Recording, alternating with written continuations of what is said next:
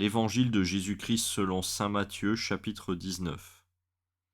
Et il advint, quand Jésus eut achevé ses discours, qu'il quitta la Galilée et vint dans le territoire de la Judée au-delà du Jourdain.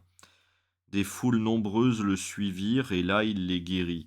Des pharisiens s'approchèrent de lui et lui dirent, pour le mettre à l'épreuve, est-il permis de répudier sa femme pour n'importe quel motif? Il répondit, n'avez-vous pas lu que le Créateur, dès l'origine, les fit hommes et femmes, et qu'il a dit, ainsi donc l'homme quittera son père et sa mère pour s'attacher à sa femme, et les deux ne feront qu'une seule chair.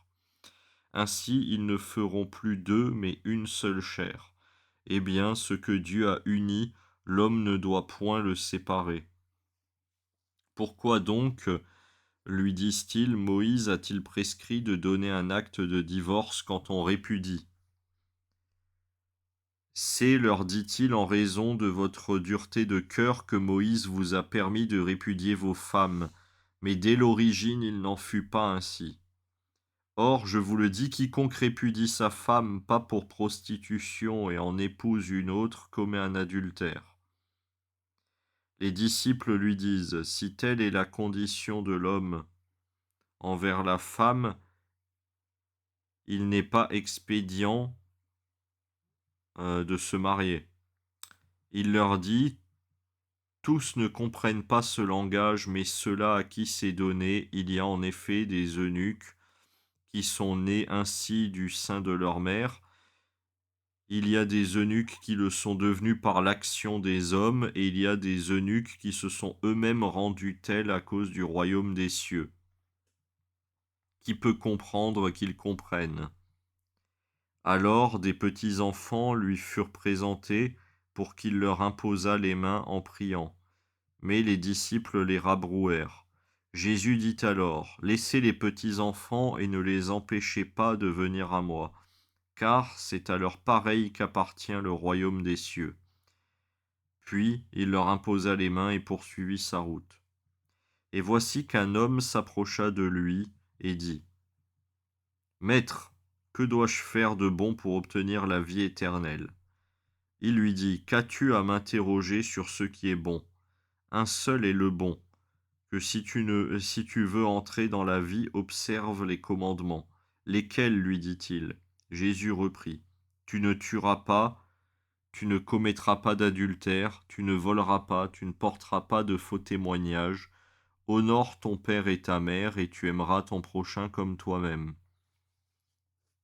Tout cela, lui dit le jeune, je l'ai observé. Que me manque-t-il encore?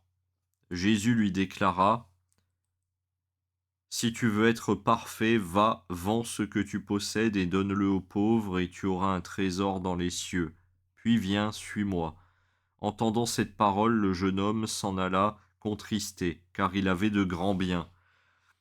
Jésus dit alors à ses disciples, en vérité, je vous le dis, il sera difficile à un riche d'entrer dans le royaume des cieux. Oui, je vous le répète, il est plus facile à un chameau de passer par un trou d'aiguille qu'à un riche d'entrer dans le royaume des cieux. Entendant cela, les disciples restèrent tout interdits. Qui donc peut être sauvé, disait-il. Fixant son regard, Jésus leur dit, pour les hommes c'est impossible, mais pour Dieu tout est possible. Alors prenant la parole, Pierre lui dit, voici que nous avons tout laissé et t'avons suivi. Quelle sera donc notre part? Jésus leur dit, en vérité je vous le dis, à vous qui m'avez suivi, dans la régénération, quand le Fils de l'homme siégera sur son trône de gloire, vous siégerez vous aussi sur 12 trônes pour juger les 12 tribus d'Israël. Et quiconque aura laissé maison, frères, sœurs, père, mère, enfants ou champs à cause de mon nom, recevra bien davantage et aura en héritage la vie éternelle.